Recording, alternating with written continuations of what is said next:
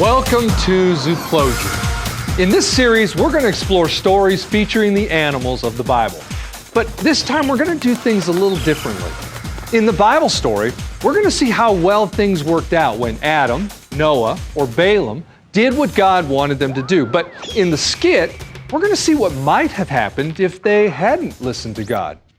And when you see it, I think you'll agree that things work out better when we follow God's plan. Throughout this series, the kids will learn these 8 principles. From Adam, naming the animals in Lesson 1, we learn that God gave us the world, and we should take care of it. In Lesson 2, the story of Elijah and the ravens teaches us that we need to trust that God will provide for our needs when we obey Him. In Lesson 3, from Daniel in the lion's den, we'll see that we need to stand up for God no matter what might happen.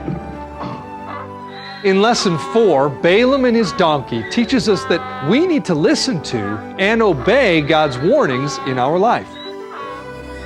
Jesus tells us in Lesson 5 that He is our good shepherd. To follow Him is to have the best life possible. Lesson 6 shows us through a sheep, a dove, and a donkey that God sent Jesus to do something very special. He sent Him to give us salvation from our sins. Forgiveness is the theme of Lesson 7, as we see the story of the lost son. As we follow the son from his fall from wealth to feeding pigs to his journey home, we learn about his father's forgiveness, and on the way, about God's forgiveness for us. And finally, in Lesson 8, we learn from Noah and the animals he saved with the ark that God has a plan for our future, and we need to follow Him.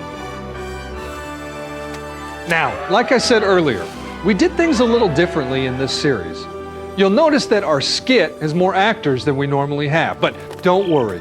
You'll still be able to do every skit live, even if you only have 2 people. Just look in the extra section of either your Watch It Train or your Perform It Live DVD, and then click on the chapter that says, How to Do Zooplosion with Just 2 People. Well, that's about it. I hope you and your kids enjoy Zooplosion as much as we enjoyed making it.